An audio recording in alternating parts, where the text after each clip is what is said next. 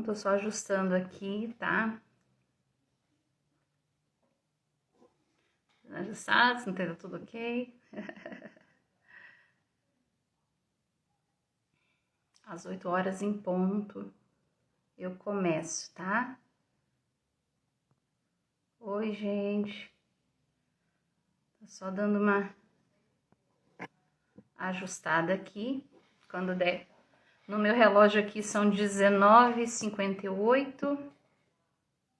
Será que confirma aí com vocês também? Estão me ouvindo bem? Se estiver me ouvindo bem, me ajuda aí, que aí já...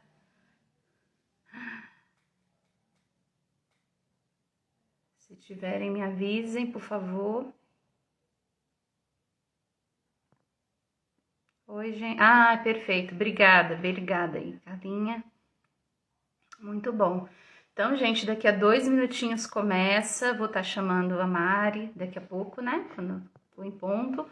A live vai ter aí 1 hora de duração, certinho. A gente vai ser o mais assertiva possível para dar espaço para vocês perguntar. Preparem as perguntas aí, tá? Que aí a gente vai perguntar. Deixa eu ver aqui. Daqui a pouco. Ê, Berinha! Deixa eu ajeitar aqui meus cabelos, que eu tenho que ficar bonita para receber a Mari.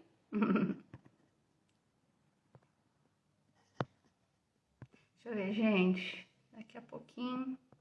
Oi, todo mundo. Dando boa noite a todo mundo. Obrigada. Obrigada aí por terem vindo. Qualquer coisa, se vocês perceberem alguma coisinha na conexão, vocês vão me avisando, tá? Clica aí no coração. 1 minutinho aqui, gente. Daqui a pouquinho. Aí a gente começa. Ó, Carlinha, obrigada aí. Aham. Aperta no coraçãozinho, gente, para me ajudar. E aí mostra que é relevante. Isso aí, obrigada, Carlinha. Pronto, gente. Então vamos começar a live. Boa noite. São 8 horas em ponto, às 20 horas. Quero agradecer aqui a presença de vocês para essa live, que nós vamos fazer uma introdução aí sobre Eneagrama. E era uma pessoa, eu fui convidar, né? Convidei a Mari aí, que é uma pessoa que eu já estava namorando, entre aspas, há um tempo. Sempre admirei o trabalho dela e a forma dela abordar esse tema do Eneagrama. Já estava indicando aí os meus clientes para acessar o canal dela. Então, por admirar bastante o trabalho dela aí, resolvi convidar ela para participar dessa live para explicar um pouquinho para quem já conhece, né, o início, e para quem não conhece também. Então, assim, eu vou convidar ela aqui e eu estou muito feliz por ela ter aceitado o meu convite.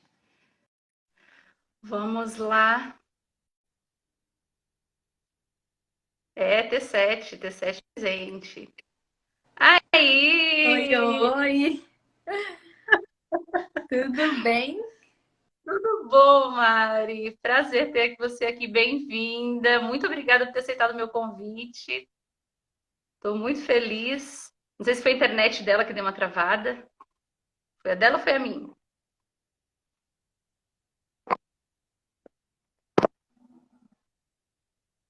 Oi.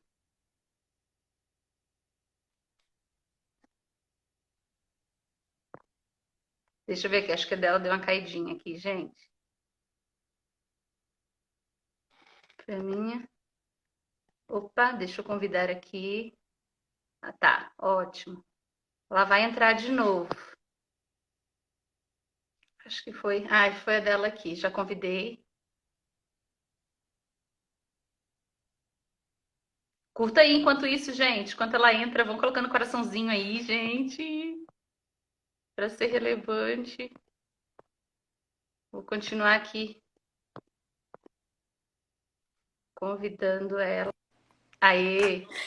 Oi, oi! Mulher, não foi internet, não. Já cheguei fazendo atrapalhada aqui. Meti o dedão num negócio e fechou tudo a tela. Eu falei, ai, ai, ai. Enfim, deu tudo certo. Ah, não, eu vou falar, tá, vai me dizer, isso aí é coisa de tipo 7? Ai, pode ser. É provável, é provável. Ai, ai. Bem-vinda, viu, Mari? Quero te Ai, agradecer aí a tua obrigada, presença, por ter obrigada. aceitado meu convite. Fiquei muito feliz mesmo, né? E aí, como eu tinha falado, as pessoas que eu atendo já te conhecem e já conhecem o teu trabalho. Eu sempre estou indicando o teu canal, Ai, que né? legal. Mas eu quero que você, para quem não te conhece ainda, eu quero que você se apresente aí. Quem é a Mari do Carinhosamente? Ó, quem me conhece acabou de comentar aqui. Mari sendo Mari. Ó, que sacanagem. Ai, gente, boa noite a todos vocês, a todos vocês. Agradeço, né, o convite. Agradeço os elogios também, que eu estava assistindo ali a live antes, né, o comecinho. E eu sou daqui de Criciúma, Santa Catarina. Eu sou formada em recursos humanos e eu tenho uma empresa, a primeira empresa que eu formei foi na área social. Então eu sempre fui muito envolvida em trabalhar com desenvolvimento de pessoas e de comunidades. E aí faz uns 9 anos, mais ou menos, eu conheci essa ferramenta de transformação que é o Eneagrama. Então, como eu já trabalhava com desenvolvimento de pessoas, eu falei, cara, essa ferramenta mudou a minha vida e eu vou me aprofundar nesse negócio. Então eu fui agregando a ferramenta do Enneagrama com outras ferramentas de transformação e criei meu método. E depois, em 2019, inventei nessa, vou me jogar nas redes sociais, criei o Instagram, canal do YouTube. E eu sou apaixonada por trabalhar com desenvolvimento. E aí, é claro, né? Eu foquei no desenvolvimento de mulheres por questões dos dilemas, né? Então, quando eu falo de Enneagrama, os homens também vêm. Mas a gente sabe que tem uns dilemas aí que a mulherada pega firme. Então é muito mais, eu sou muito mais pontual, né, na hora de resolver as situações. Mas se tiverem homens aqui também, fica tranquila que hoje é sobre Eneagrama, né? Eu até ia pontuar, eu falasse que embora o teu grande público seja mulher, né? Então nada impede aí dos Não. homens também, nessa busca Uhum. do. Então, para a gente ser, eu até preparei umas perguntas aqui para a gente Uhum. ser o mais objetivo possível para poder também render o tempo, até porque a gente vai ter aí um tempo para perguntas e respostas. Então, Legal. quem quiser já vai preparando aí as perguntas. Até, Mari, se em algum momento você estiver respondendo, você vê alguma pergunta que você achar que encaixa dentro, se você quiser também, aí fica a teu critério, fica bem à Tá. vontade. Mas eu vou dar o espacinho também para perguntas. Não, boa. Combinado. Combinado.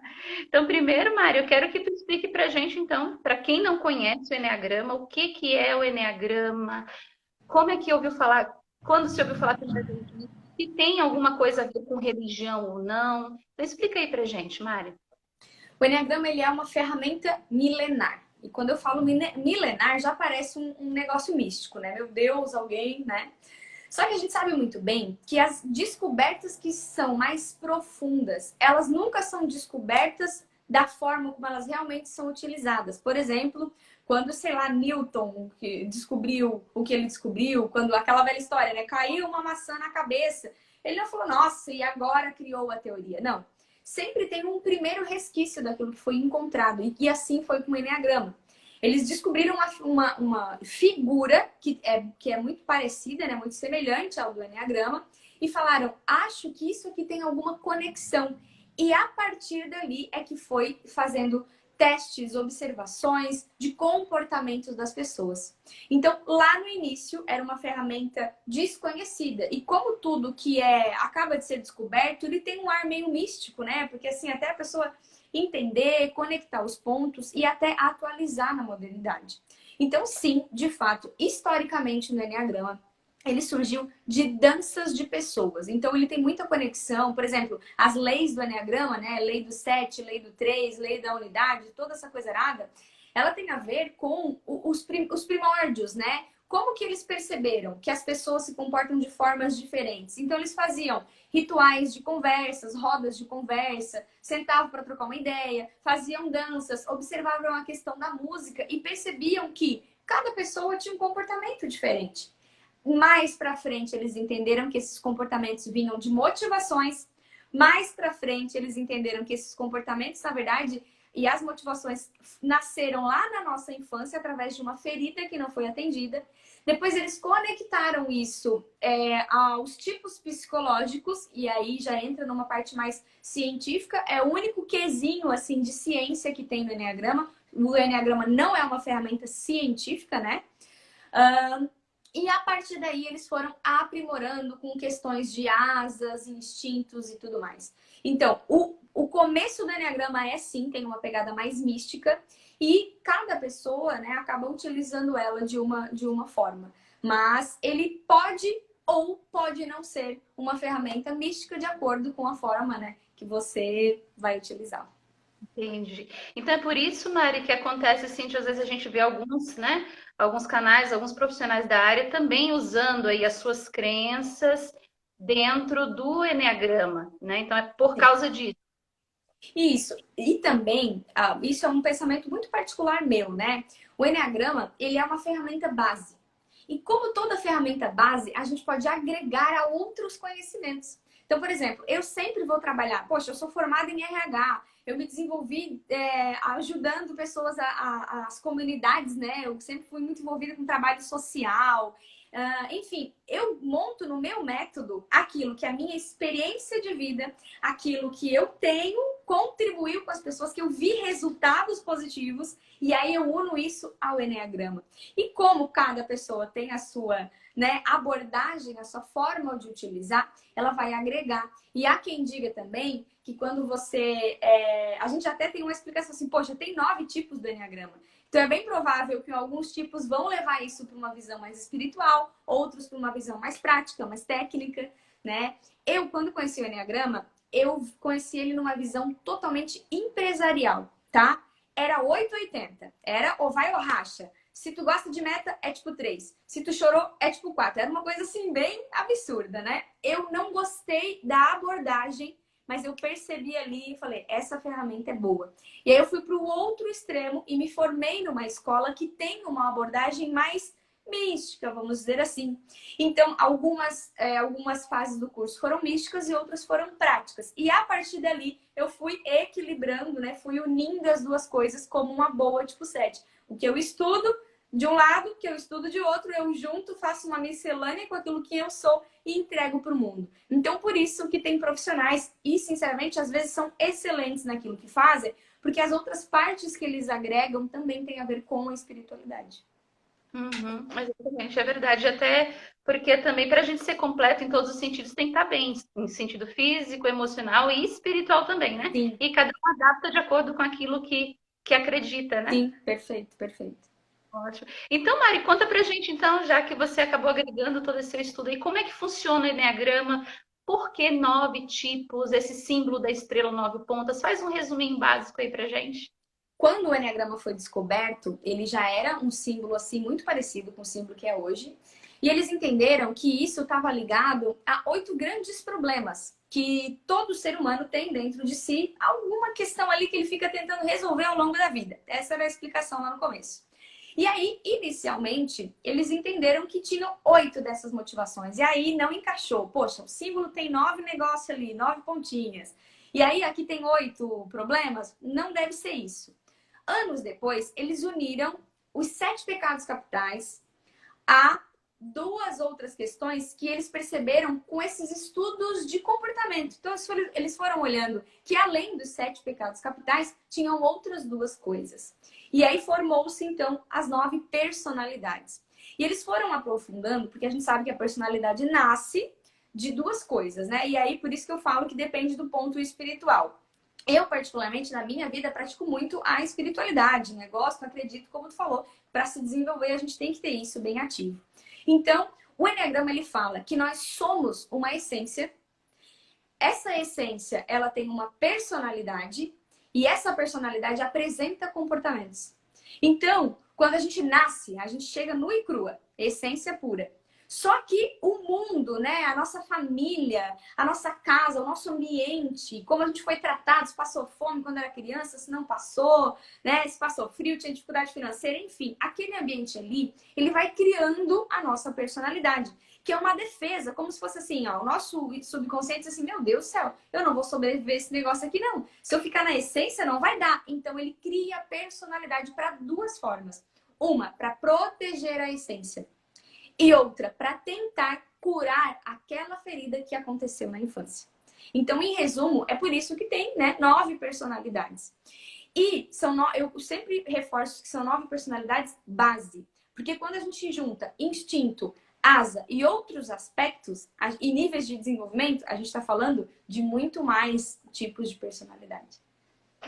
Então, na realidade, esses 9 tipos são 9 feridinhas, assim, por assim dizer, também da criança aí, né? E é que foi criando ali seus mecanismos de sobrevivência e de proteção. Muito legal. Exato, exato. Então, Mário, ó, tem outra pergunta que eu tenho olhando no meu esboço aqui, porque eu não decoro. Vai, segue aí. Então, faz um resumo pra gente aí das características dos 9 tipos aí, do 1 até o 9 aí. O que você pode dizer pra gente desses 9 tipos?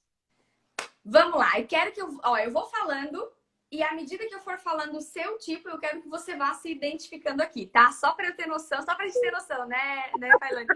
De quais os tipos que tem aqui, né? Ó, pessoal, só desculpa que a galera que chegou depois, a gente nem deu boa noite, né? Mas é porque já entramos no assunto, a gente quer aproveitar ao máximo o tempo aqui. Então, boa noite a todos e todas vocês que chegaram agora, tá? Vou começar pela ordem mesmo do tipo 1, já que o tipo 1, né, gosta aí de uma certa ordem. Então, vamos começar pelo número 1. Que tipos 1 se manifestem aqui, por favor. Tem o tipo 1 aqui na sua vida, tem, já lá no começo tinha tipo 1 já se denunciando. Tipo 1 tá chegando, né? O tipo 1 é aquela criança que lá na infância sentiu que precisava ter a responsabilidade das coisas. A percepção que ela teve foi: se eu não pegar aqui o negócio para fazer acontecer na minha casa, a coisa não vai render. Em resumo, é isso, né? E essa ferida da infância, dessa necessidade de ter essa responsabilidade da criança tipo 1, tem muito a ver com essa ferida da infância, de que ela sentiu que ela precisava provar para as pessoas que ela era uma pessoa boa, justa, que tinha moral, que tinha ética, que era uma pessoa, sabe, centrada. Por conta disso, o tipo 1, dentro, né, depois dessa ferida, ele leva para sua vida adulta comportamentos que vão garantir assim, ó, poxa, se eu preciso sempre ser aquela pessoa certinha, eu vou dar muito valor às regras, à organização, para que ninguém me pegue no pulo. É como se fosse a criança, tipo, ela se adotou. Antes que eu faça alguma coisa errada, eu mesmo vou ser meu próprio pai e vou dar as minhas próprias regras. Então, por isso que a gente fala que o tipo 1, ele tem na sua cabeça como se fosse um juiz. Ele fica sempre dizendo o que tá certo, o que tá errado. Ele mesmo erra, ele mesmo se bate, né? Ele mesmo briga com ele mesmo. Então, é uma disputa interna ali. Então, as pessoas tipo, são muito boas nessa parte de disciplina, de organização. Sempre tentam fazer as coisas mais corretas possível. Pessoas que gostam mesmo de ter uma moral muito boa e correta. Do outro lado, elas vão ser rígidas, intolerantes e perfeccionistas para tentar fazer a coisa certa. Corrigindo não só a si, mas também ao outro. Então, ó, teve os tipo uns que já se identificaram aqui, euzinha, e até antes da gente, para você começar aí o outro tipo 2, só para realmente quem está entrando agora, né, a gente está fazendo uma introdução aí com a Mari do Carinhosamente, sobre o Enneagrama, e já explicamos um pouco sobre o começo aí, a origem dele, sobre os 9 tipos, e agora ela vai falar um pouquinho sobre cada um. Então, a gente já começou com o tipo 1 aí, algumas características, algumas qualidades e alguns detalhes aí também que precisa ser aprimorado, né? Olha aqui, olha eu aí! Me surro meu corpo como uma escrava, olha aí. Eita, nós. Acho que meu marido é tipo 1. Vamos identificando aí, meu povo. Então vamos pro tipo 2, Mari. Então, o tipo 2, gente, lembrando que todos os 9 tipos têm uma necessidade não atendida na infância. Todos. E todos vão ter um sentimento, que é o sentimento assim, que pega, né? A gente sempre fala do sentimento, porque é nesse sentimento que nasce a personalidade. No caso do tipo 1 é a ira, é aquela coisa assim, ressentimento, precisa estar tudo certo, tá? Eu lembrei isso porque eu vou falar do tipo 2 agora, né? O tipo 2 foi aquela criança que, de alguma forma, sentiu que ela só era amada quando ela fazia as coisas pelas outras pessoas. E ela sentiu, talvez, que os seus pais ou a sua família tinham uma necessidade emocional muito grande. Então, a criança tipo 2 pensou, nossa, esse povo aqui não sabe administrar suas emoções. Então, eu vou dar a eles atenção para que eles me notem. Ou o contrário, ou foi uma criança que foi cuidada extremamente e tão mimada que sentiu que estava devendo atenção. Então, por conta dessa raiz, a criança, a pessoa tipo 2 na vida adulta continua fazendo o quê? A mesma coisa, achando que priorizar aos outros é uma forma de mostrar amor, que ela vai ser amada e que ela vai amar priorizando aos outros, esquecendo de si mesmo, negando as suas necessidades. E aí é que entra o orgulho da personalidade 2, que é: eu não preciso da ajuda de ninguém, mas todo mundo precisa da minha ajuda. E de fato, o tipo 2, ele ajuda as pessoas de forma genuína quando ele está bem desenvolvido. Mas quando ele não está, ele ajuda querendo algo em troca. Olha só, então cadê tipo 2 aí? Quem tem? Eu sei que tem uma aqui que o marido é tipo 2. E agora, e esse tipo 2 aqui? Tem alguém para se identificar? As pessoas altruístas, né, que se doam bastante, que se dedicam ao outro. Né? Não sei se não havia que ninguém se identificar, não. Vamos pro tipo 3, que esse eu conheço bem. Meu maridão é tipo 3. Então, a criança é tipo... Ó, meu marido tá aqui, é tipo 2. Achamos o marido dela. O meu cunhado também é tipo 2. São as pessoas mais próximas, então a gente acaba conhecendo assim os padrões de comportamento, né? Tipo 3 foi aquela criança que entendeu que ela era valorizada por aquilo que ela fazia, por aquilo que ela gerava. Se ela era excelente, se ela tinha resultado, ela era valorizada, ela era olhada, ela era notada. E aí ela se sentia, obviamente, como criança, amada. Então ela associou o quê? Poxa, toda vez que eu realizo alguma coisa, na verdade, eu tenho valores e sou importante. Então, os meus sentimentos, o que eu penso, o que eu sinto, não é tão importante assim, mas aquilo que eu faço é importante. Então, por conta dessa ferida da infância, na vida adulta, a personalidade tipo 3 se torna aquela pessoa muito competitiva, que ela entende que o valor, aquilo que ela gera, que as pessoas vão olhar para ela pela imagem de sucesso que ela está gerando. Então, ela vai sempre focar nas metas, cumprir as metas, fazer as coisas, né? E vai tentar ao máximo ali ser uma pessoa muito determinada, muito competitiva, estar sempre no primeiro lugar. O tipo 3 é uma pessoa, sim, muito realizadora, mas são pessoas com um coração enorme, capazes de fazer muitas coisas. Mas, quando estão no vício, quando não estão bem desenvolvidas, elas criam uma imagem falsa de si mesmas. Então, se que tem sucesso é a pessoa que está fazendo isso, eu vou ser igual a essa pessoa. E ela vai esquecendo de si mesma. E o interessante, Mari, que até você falou que seu marido é tipo 3, né? Mas o interessante também que quando o 3, justamente como ele gosta de mostrar o seu valor, tudo que ele faz muito bem feito também. Ele quer fazer com excelência, Com né? excelência. Uhum. A gente vê, e aí quando você sempre fala no teu Insta, que é ele que faz os teus vídeos, é ele que te ajuda aí, e realmente a gente vê isso, a qualidade. Ó, daqui, ó. Acabou de chegar. Então, é porque aí tem outros detalhes, né? Que eu vou explicar agora o tipo 4, vocês vão entender. Meu marido é tipo 3 com asa 4. Então, ele tem características de excelência e de fazer o melhor possível como tipo 3. Mas esse senso estético, né? De colocar uma luz no fundo, de trazer uma imagem, mas vem lá da personalidade 4, né?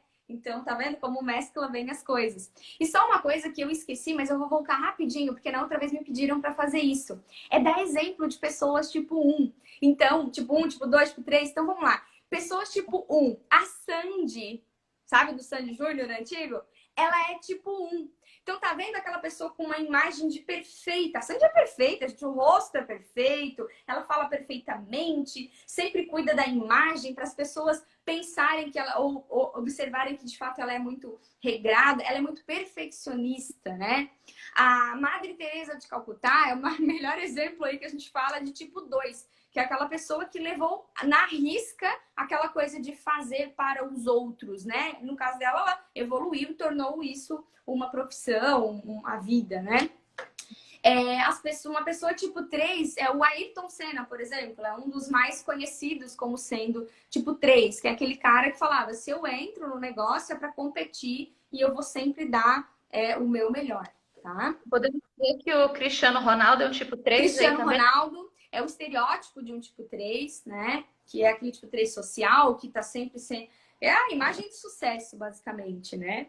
E aí, já falando do tipo 4, o Michael Jackson, que a gente conhece muito bem, ou vários artistas, é muito comum a gente ver pessoas tipo 4 na área, né, de artes e tudo mais, por conta desse senso. Então, quem é a criança tipo 4? Ela sentiu que, de alguma forma, ela não pertencia àquela família. Ela não conseguia se identificar. E aí, quando a criança não sente identificação com os seus familiares, ela tem uma sensação de abandono, de perda. Poxa, alguma coisa eu não estou conseguindo conectar aqui na minha infância. De alguma forma, eu não sou igual a ninguém. Meu pai, igual a minha mãe, meus irmãos, ou seja fisicamente, seja o jeito de ser.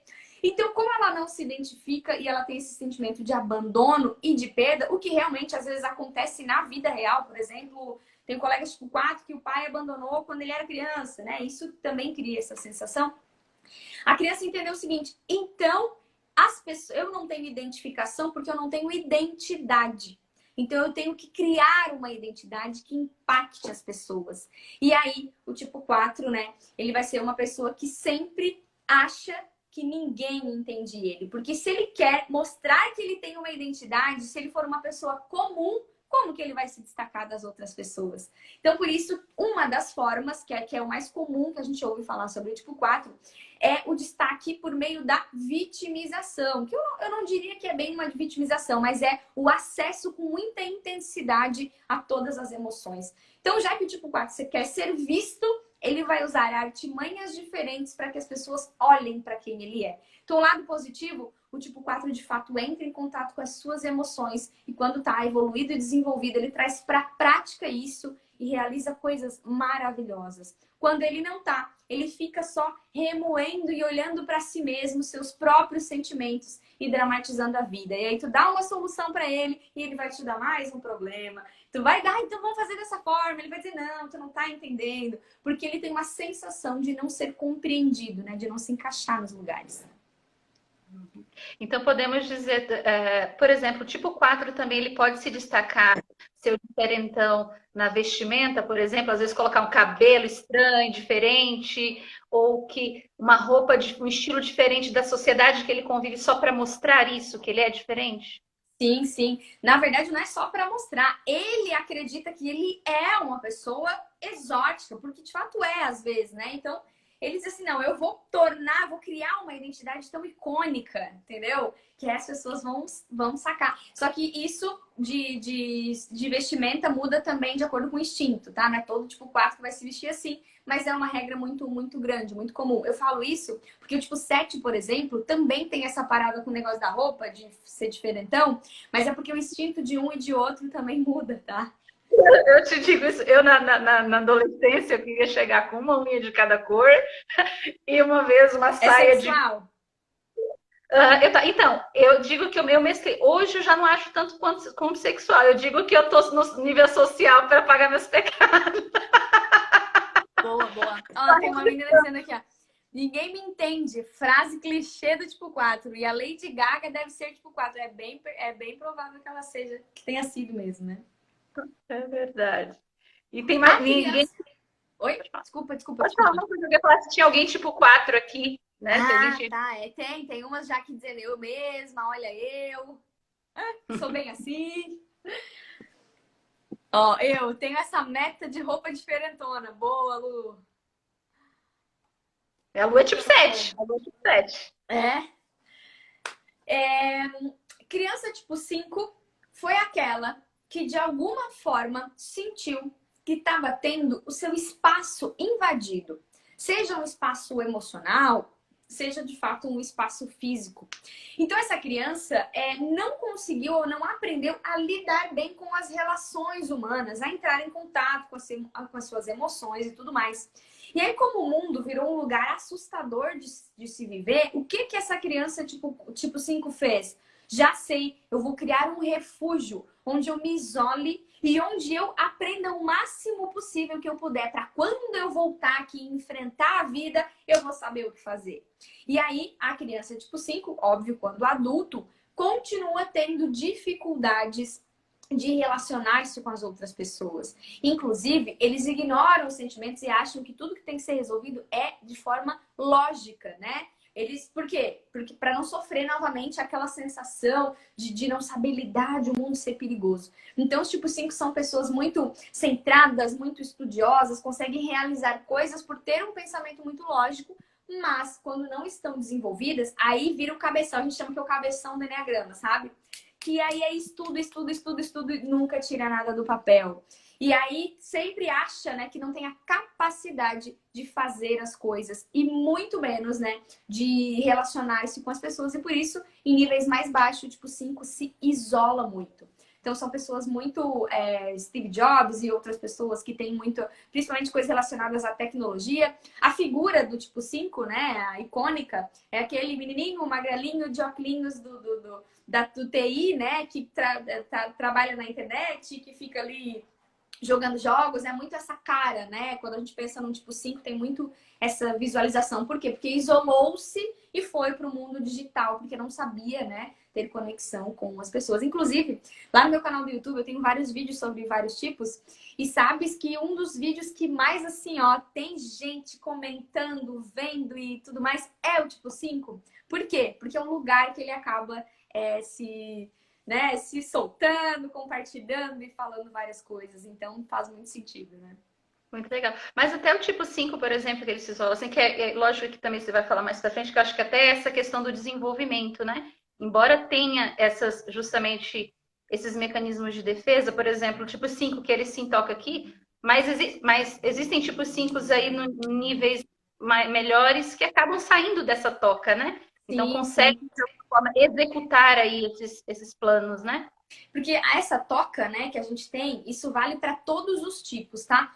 Todo mundo vai cair nos padrões negativos quando está inseguro e está morrendo de medo de entrar em contato com aquela dor. Então, quanto mais baixo o nível de desenvolvimento, mais medo de acessar aquela dor, mais eu tenho padrões de comportamentos negativos, entende? À medida que eu vou evoluindo, vou desenvolvendo, não é que agora eu falo com as pessoas, não, é que agora eu tenho segurança dentro de mim. Agora eu já fiz um trabalho emocional de cura, de desenvolvimento, que eu posso sair desse lugar, porque eu não acho mais que falar com uma outra pessoa é uma ameaça, que eu vou morrer, entende? E também depende do instinto da pessoa, isso conta muito também. Então o estereótipo do tipo 5 é o tipo 5 autopreservação, que é aquele isolado mesmo, quietinho no canto dele, né? Ah, tá. É que isso aí já é cenas do próximo capítulo, a gente não vai entrar, É. porque senão vai embora, né? Mas e o tipo 6, Mari? O tipo 6 é o outro cabeção do Eneagrama, né? Só que essa cabeça é uma cabeça tagarela, uma cabeça que fala muito. Tipo 6 foi uma criança que sentiu de alguma forma que não estava segura na sua infância. Ela não sentiu que a figura paterna lhe dava segurança. Sabe aquela coisa, poxa, não estou sendo orientada aqui em como enfrentar a vida, em como fazer as coisas. Não tenho segurança no mundo, tampouco tenho segurança em mim mesma.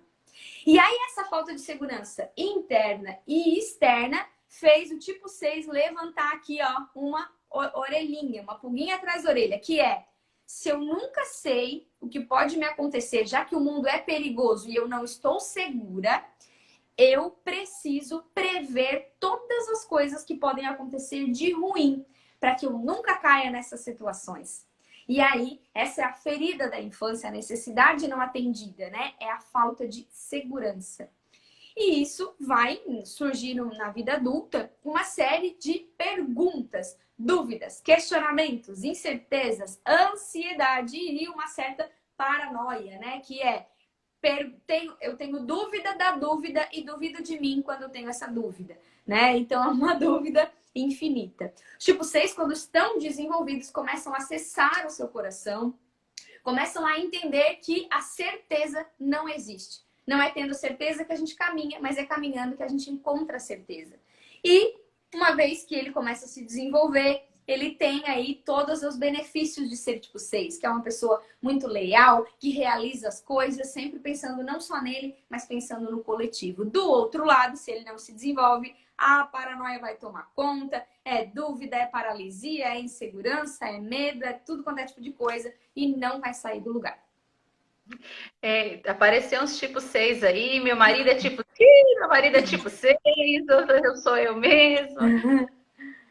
Muito legal. E também acontece essa preocupação também quando o tipo 6 ele acaba assim, quando envolve a questão de saúde, aí, da questão da doença, por exemplo, quando adquire algum problema de saúde, Ah, é assim. hipocondríaco, né? O meu irmão é tipo 6. Meu irmão é tipo 6. E aí, quando eu era criança, ou menor, assim, ele tem 20 anos, hoje nós temos 11 anos de diferença. E aí ele procurava assim no Google, né? Ah, dor de cabeça por muito tempo. Ai, meu Deus, eu vou morrer, eu tô morrendo. E ele já ficava no desespero. Olha, gente, era dose. Aí depois ele foi aprendendo a lidar. Mas a gente ri, pega no pé dele até hoje, assim. Uhum. E agora, e o nosso tipo aí? O que que você tem para Agora dizer? vamos falar do tipo mais legal do Eneagrama. Sacou aí a pegada? Vamos lá, tipo 7. Me digam aí, quem é que tá tipo 7 aqui? Fala, eu sou tipo 7. Vem pro grupo dos abobalhados.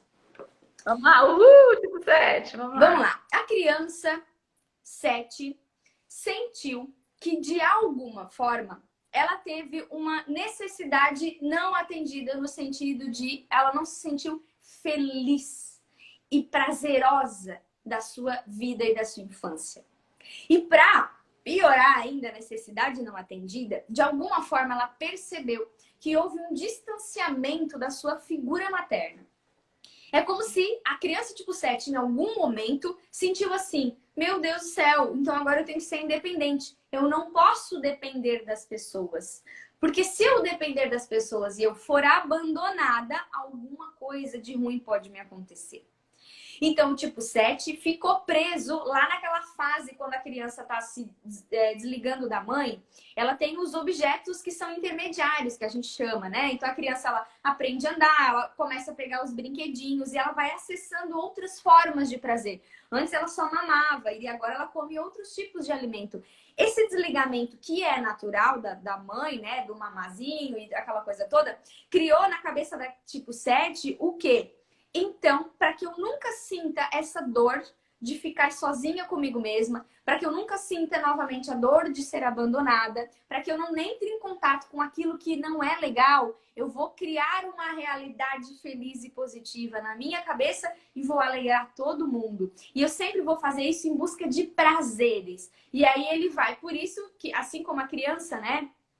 É um sorvete, é uma brincadeira, é um negócio, é outro. Na vida adulta, isso se transforma em começar coisas e não terminar, não ter foco para as coisas. Porque se eu entro em contato comigo, fico sozinha comigo mesma e descubro o que tem no meu coração, eu tenho que atravessar aquela dor do abandono e de ser uma pessoa independente. Então, o tipo 7, do lado negativo, é uma desgraceira. É aquele que tem a lábia, fala mais do que sabe, né? Ele lê uma frase do livro e dá uma palestra motivacional, que é uma beleza. Só que no fundo, quando ele chega em casa, ele se sente uma fraude, porque ele não é aquela pessoa intensa e profunda, né? E aí a transformação começa a acontecer quando o tipo 7 vai acessando o seu coração, entendendo que a disciplina é que faz ele ter liberdade, porque o tipo 7 quer ter liberdade. E quando ele entende que a disciplina é liberdade, a chave vira, muda. Então ele começa a realizar e sentir mais pleno, mas sem perder a alegria, sem perder, né, essa parte mais tranquila, vamos dizer assim, o jeito de levar a vida. Tipo, o 7 é muito otimista, então ele não vai perder isso. Mas o otimismo não vai ser mais uma fuga da realidade, e sim uma expressão da sua vida e do seu coração. A Lu falou ali, meu marido disse que eu sou sabichona. Ela é o marido tipo 6 e ela tipo 7. Ah, daí pronto, né? Naquela você falou o exemplo de alguém aí conhecido, de famoso tipo 6 e o tipo 7. Ai, boa. Pera, deixa eu lembrar aqui. Tipo 7, Ivete Sangalo, né? Já falaram aqui assim, ó. Já falaram aqui, Mari, estamos na live de 3 tipo 7. Só falta a Ivete Sangalo chegar e tudo mais, né? Ah, pra rolar a festa. É. E tipo 6, gente, me fugiu agora, eu não lembro, acredita?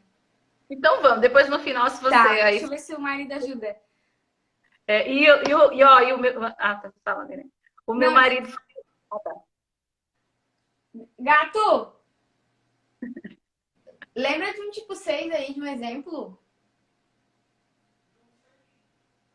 Me ajuda, esqueci. Veja ele pensando. E o meu marido acabou chegando, meu marido acabou dizendo assim que o mais legal, porque ele é tipo 9. E aí ele colocou aqui, o mais legal é o 9. Aí eu, calma, que eu vou chegar. Boa, boa. Tá.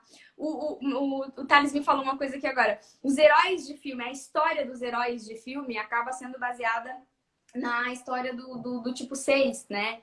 Então aqui o famoso é o Senhor dos Anéis, que é no começo ele nem acredita que ele tem a capacidade de realizar grandes coisas.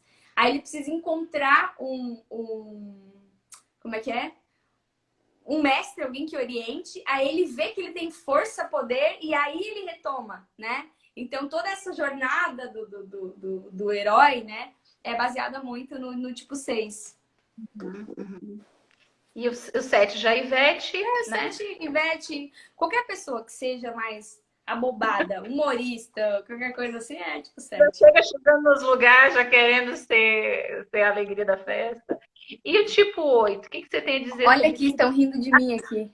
Gato! Ah, vocês são sacana. Ó, Carla, eu vou te pegar, hein? Vamos lá, o tipo 8 foi aquela criança que nasceu e cresceu num ambiente mais, vamos dizer assim, hostil, mais perigoso de alguma forma. Então essa criança sentiu que era matar ou morrer, sabe? Ela sentiu que ela precisava assim, tenho que matar um leão por dia. Na minha comunidade, na minha casa, na minha família, no meu grupo, quem mostra suas fraquezas não sobrevive no próximo dia.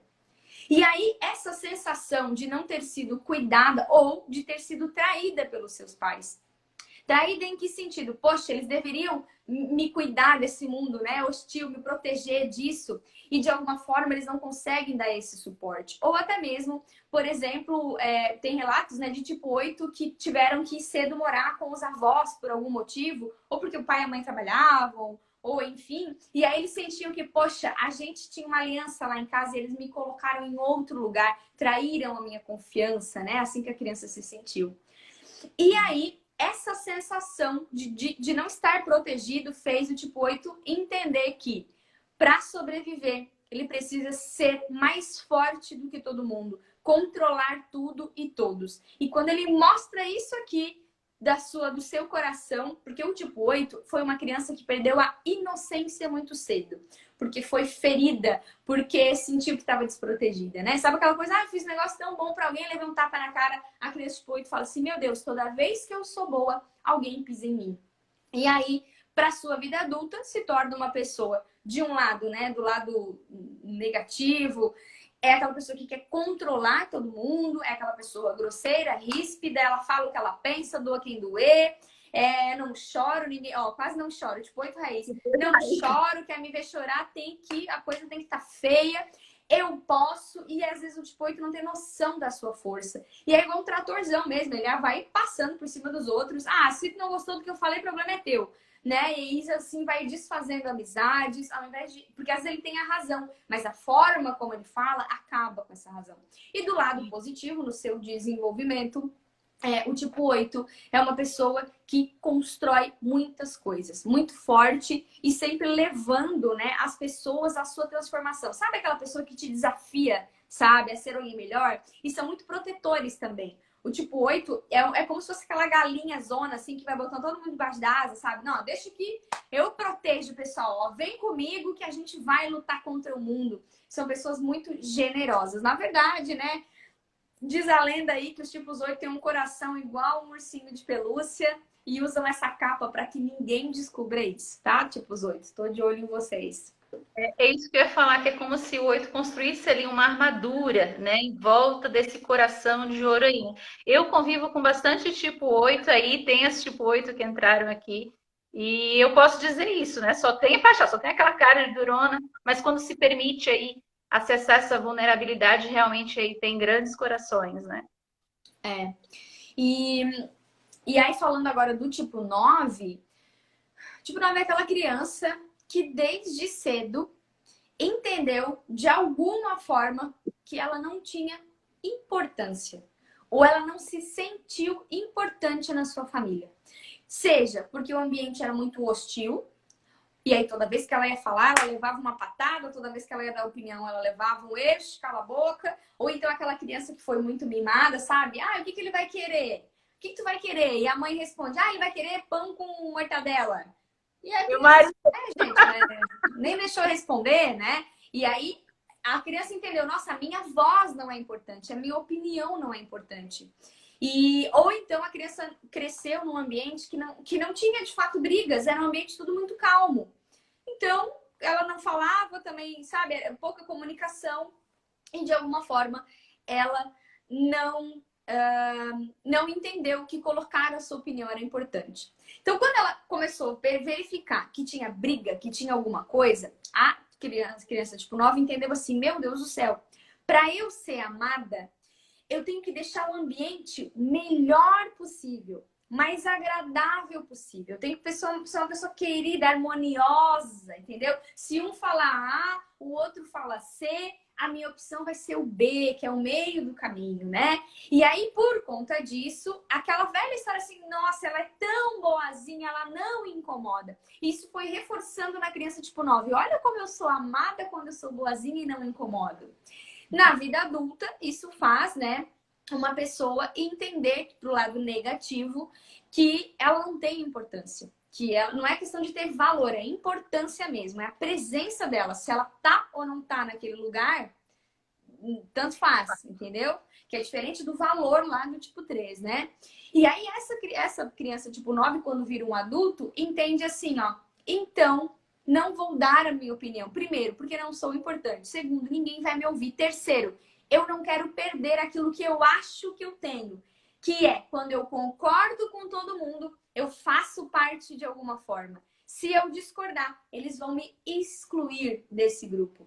E aí, outro dia eu ouvi uma explicação muito legal falando sobre a importância, né? O importar no sentido da palavra importar. Então, tipo, 9 acha que ele não tem importância. E importar significa importar, de fato, colocar para dentro. Quando eu importo um produto, né? Eu trago ele para dentro, para o meio, para participar. Então, essa criança 9 que depois vira um adulto, né? Fica com medo de se posicionar. E ele acha, né? Ai, não, é que eu não quero incomodar, entendeu? É que eu não quero ser hostil. E aí vai deixando, vai dizendo sim para tudo e esquece quem é, esquece o que gosta. Ah, o que tu acha? Eu acho o que tu quiser. Só que no fundo, tipo, o 9 tem muita raiva, mas ele não acessa essa raiva. Ele quer ter paz, paz consigo e paz com os outros. E aí, quando tipo, o 9 não consegue resolver essa situação, ele é igual um balde, sabe? Que vai as gotinhas, gotinhas, gotinhas. Quando estoura, daí essa. Pronto. Aí ele vira teimoso. Eu não vou fazer. Então, tu pode falar pra mim e eu não vou fazer. E outra, o tipo 9, quando ele diz assim, ó. Tu vai fazer isso? Vou. Vamos combinar? Vamos combinar. Mas ele não quer fazer. E aí, na hora de executar mesmo, tipo, 9 falou assim, pois é, não fiz. Por quê? Porque ele não queria fazer desde o começo. Então, ele disse que sim, mas no fundo ele queria dizer que não. E aí ele fica teimando e procrastinando fazer aquele negócio, porque para ele não era importante, tá? Tá aí, ó. Ó, meu marido aí soltando fogo aí, ó. Acertou, tipo 9. Ah, mas vamos falar da parte boa do tipo 9, que eu só falei desgraça, né? Tava todo de sacanagem aqui. Tipo 9 é sim uma pessoa com coração gigante, muito harmoniosa, uma pessoa que é uma excelente líder. Quando o tipo 9 ele consegue acessar o seu coração, entender que há, ou descobrir a sua própria importância, né? Olha que ele tem valor em quem ele é, em ser quem ele consegue, de fato, gerar mudanças na vida das pessoas, sempre com muita harmonia, com muita calma e com muita paz. A minha mãe é tipo 9. Ah, Então, eu conheço bem. muito bem. Um exemplo aqui do, acho que foi do 8 e o 9, se tu sabe de alguém, de alguma figura conhecida aí. Tá, o tipo 8, a gente tem a Dilma. Acho que a Dilma é um bom exemplo de um tipo 8. Ela tem cara de general, assim, né?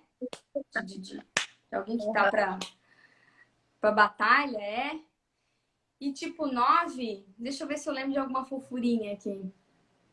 Tem que ser alguém mais docinho aí, tipo É, 9. se alguém lembra aí de algum exemplo tipo 9, joga pra nós na roda, gente. Que eu me fugiu o exemplo. Não, tranquilo. Enquanto isso, se a pessoa quer descobrir o tipo dela, Mari, para quem aqui não sabe o tipo, como é que faz para descobrir? Existem muitos testes, esses testes realmente funcionam? Explica aí pra gente. Vamos lá. A descoberta da personalidade, ela é um processo. Tem vários pontos ali que são importantes e que contam na hora de se descobrir.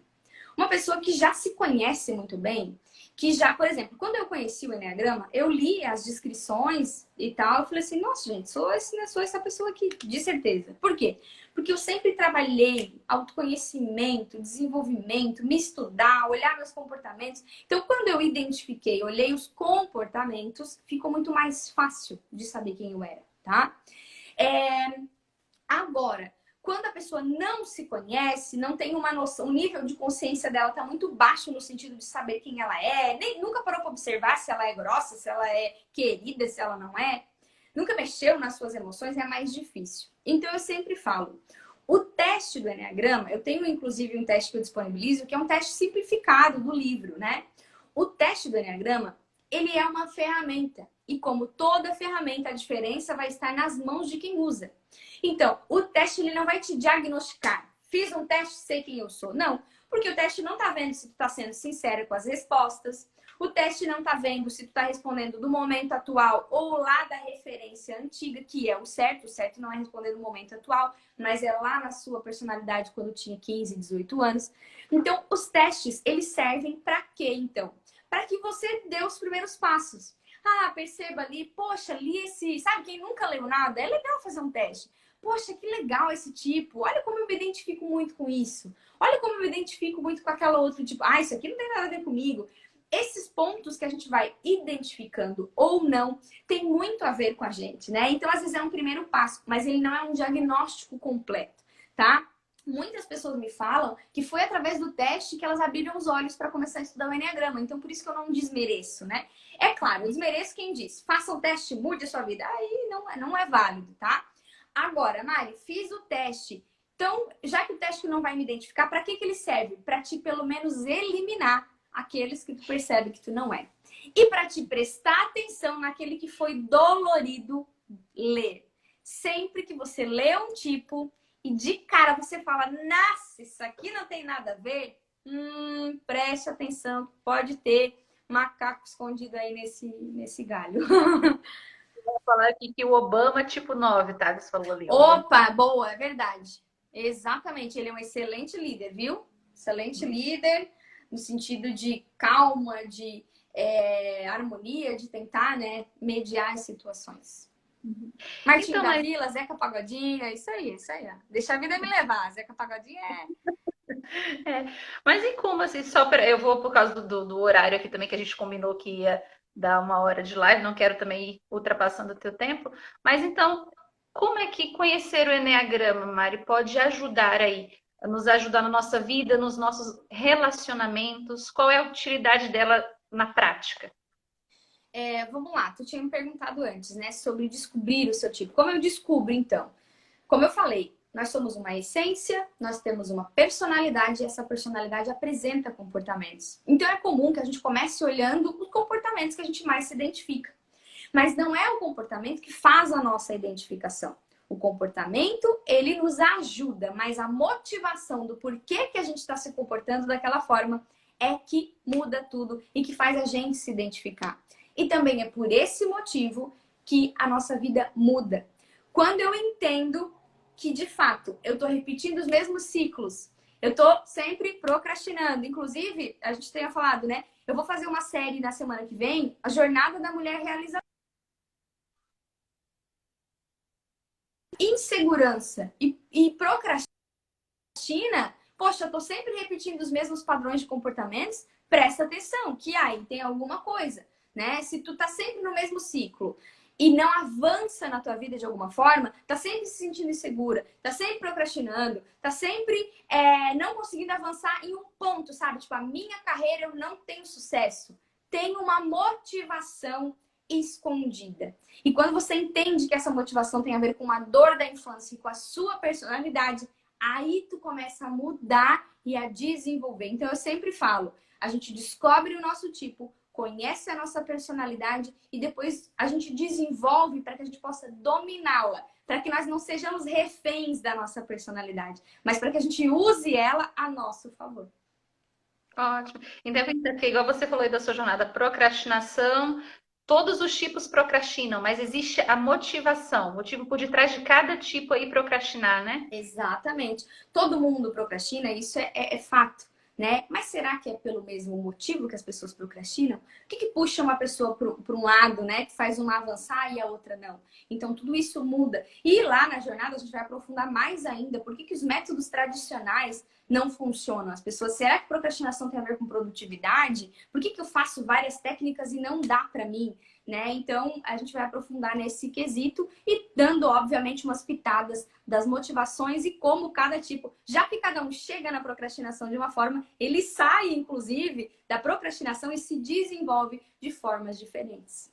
Ótimo, perfeito. E para quem quer agora começar, então, a pessoa que está assistindo aqui a live agora, que está começando e quer começar essa jornada, vamos falar, descobrir o tipo, e aí, como é que eu posso começar essa jornada de autodesenvolvimento aí com o Eneagrama?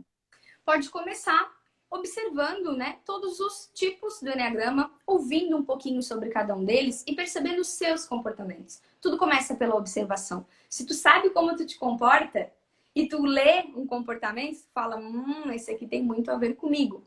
Mari, notei que dos 9, 3 eu me identifico muito, é muito eu. Aí vai mais a fundo para estudar. Você pode fazer isso sozinha ou você pode fazer isso acompanhada de um processo de descoberta, que é descubro e sou levada a não só me descobrir, me conhecer e a me desenvolver também. Então, observem o que vocês não são, estudem a fundo o que vocês são e depois se desenvolvam sozinhas ou procurem a ajuda de alguém para se desenvolver nesse processo. Inclusive, o teu canal já ajuda muito nisso, né? Então, teu canal tem vários vídeos aí a respeito, né? Então, se você quiser, também quer falar um pouquinho do teu canal aí, do que aborda e também aí dos teus próximos projetos aí para o público em geral, o que você vai fazer? Claro. Tem mais? Conta aí pra gente. Claro, né? Eu tenho um curso chamado Bússola de 9 Pontas que fala sobre o desenvolvimento, né? Só que a ideia do Bússola é trabalhar o meu eu do passado, meu eu do presente, meu eu do futuro. Então lá a gente identifica a personalidade, melhora, né? A gente conhece os comportamentos e desenvolve para focar ou na carreira ou na relação, naquilo que a tua vida, né, tá atrapalhando ali. E dos conteúdos gratuitos, eu vou fazer semana que vem uma jornada da mulher realizadora, dias 12, 14, 16 e 19. São 4 aulas profundas ajudando a mulherada a sair da insegurança e da procrastinação. Eu falo sobre Eneagrama porque ele é um meio, uma das ferramentas que eu utilizo para desenvolver. O meu objetivo é auxiliar mulheres a se tornarem mais seguras, a realizar as questões que elas precisam na sua carreira e nas suas relações, né? Porque eu acredito e eu sou muito feliz tanto na profissão como na vida amorosa, né? É um mito de que a gente tem que escolher um ou outro. Então eu tenho ajudado por aqui, pelo Instagram e também lá pelo canal do YouTube, né? Lá tem bastante vídeo também. Ah, muito legal. E, gente, quem quiser aí, tem alguém depois agora de toda essa explicação aí, bem explicadinha, bem minuciosa aí da Mari. Alguém tem uma pergunta? Quem quiser fazer, tem um espacinho aí, alguns minutinhos para ser feito perguntas. Se ninguém tiver perguntas, a gente conclui. Mas aí aproveita aí o momento para fazer as perguntas aí. Eu tinha visto Me aproveita. Aproveita, pelo amor de Deus, que essa mulher tem pouco tempo aqui.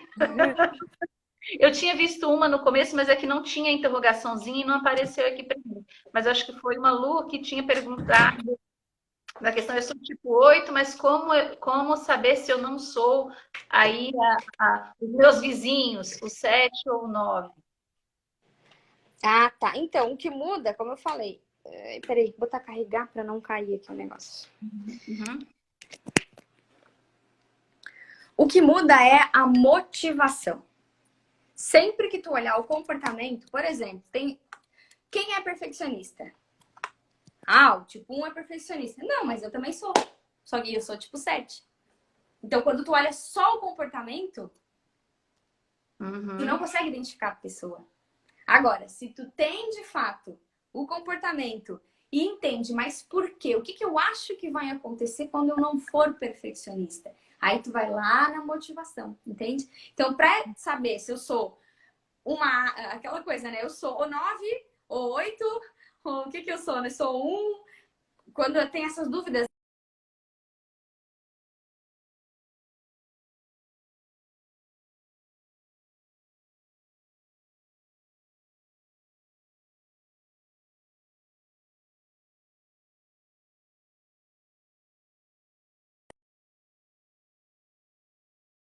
uma dúvida foi esclarecedor. Opa, voltou? Voltou? Oh! Eu tava lendo aqui, parabéns, arrasaram. Pose pra foto. Ai, pose pra foto, para. Outra foto aqui. Como é que. Vai. Tirado, gente? Ai, tira com os olhos pra cima também, não me importa. O importante é divulgar pro pessoal conhecer a ferramenta de transformação. Como lidar com a soberba dos 5 às vezes? Depende se você é 5 ou depende se você está lidando com a soberba de algum tipo 5, né? Como eu falei para vocês, quanto mais altivos as atitudes das pessoas, por exemplo, quem se acha demais, quem é grossa demais, quem é soberba demais, quem tá sempre tem um medo ali. E essa é a grande diferença, a grande magia, vamos dizer assim, do Enneagrama. Que é você olhar o outro como um ser humano que está se escondendo ou tentando esconder os seus medos através dessas atitudes. Então, quando o tipo 5 está com uma soberba muito grande, porque ele sabe que ele é, que ele é isso, que ele é aquilo, não ataque, porque senão ele vai ficar, né? Meu Deus do céu, o mundo é realmente aquilo que eu acho que é perigoso. Traga o tipo 5 para uma zona de segurança, que ele não se sinta invadido. E aí vai conversando, vai perguntando com calma, para que a pessoa entenda que você não vai atacá-la, né? Que tu não está exigindo nenhuma demanda que ela não consegue te atender, tá? Ótimo. Eu acho que foi isso, Mari. Eu acho que essas perguntas aí foram. Fechamos. Ó, vamos fechar cravado, viu aí, ó, show de bola. E eu quero te agradecer aí, obrigada mesmo por tirar um tempo aí, eu sei aí, né, a gente estava conversando já há um tempo, a sua agenda aí corrida, os seus projetos, né? Então, obrigada por tirar esse tempinho. E quero te dizer aí que quero te desejar muito sucesso nessa sua jornada, na construção da sua carreira. Obrigada. A gente está aqui torcendo e o que eu puder, vou continuar compartilhando aí com quem eu conheço o teu canal, que é um conteúdo muito rico e admiro bastante. Então, olha, desejo de coração muito sucesso e obrigada mesmo. Se quiser fazer considerações finais, divulgar aí algumas coisas, fica à vontade, está liberado para você. Não, obrigada, imagina, só a moça respondeu aqui, né? Vou assistir a Mulher Realizadora. É isso aí, participem da jornada na semana que vem. Só vou deixar novamente aberto o convite. Gente, o link tá aqui na bio do meu Instagram. Se inscreva, é uma jornada gratuita. São 4 aulas te ajudando a sair da insegurança, parar de procrastinar. Todo mundo, né, tem aquela coisa que não consegue realizar. Então, esse é o momento. Chega de empurrar com a barriga. E eu estou preparando, né, um conteúdo excelente nesses 4 dias. Quanto a tu utilizar o Enneagrama, né, eu quero te parabenizar por isso. Assim, eu acho que enriquece muito os atendimentos dos profissionais quando eles usam ferramentas como essa. Então, é muito legal ter o pessoal vindo, né, perguntar. E algumas falaram, né, oi, vim pela Fire, vim pela Fire. Então, assim, uma pessoa que se preocupa em dar o melhor para as pessoas que ela está atendendo, né? Então, parabéns. Qual horário? O horário vai ser o seguinte: todo dia 12, 14, 16 e 19. São 4 dias. Às 9 horas da manhã, a gente vai lançar um episódio novo. Então, domingão eu vou avisar vocês. Pessoal, ó, tem episódio novo lá amanhã, 9 horas da manhã. Nos dias 12, 14, 16 e 19, 9 horas da manhã, a gente libera os vídeos. E outra, tá, gente? Já que é sobre procrastinação, não me vai procrastinar e deixar para assistir depois, que depois sai do ar e você vai perder mais essa oportunidade. Não faz isso com a sua vida, por favor. Tá bom? Espero você lá na jornada, né? E agradeço o convite por ter me convidado aqui para conversar sobre o Enneagrama. É uma ferramenta que, de fato, eu amo muito. Então, todo mundo aí, galera, vamos se inscrever na jornada e aproveitar esse conteúdo riquíssimo. Eu sei que vai ser. E, ó, obrigada pela presença de todos que vieram, que participaram, que apoiaram, pelas perguntas também. E, Mari, um grande beijo. Obrigada. Beijo, beijo. Tchau. Tchau, gente. Até mais.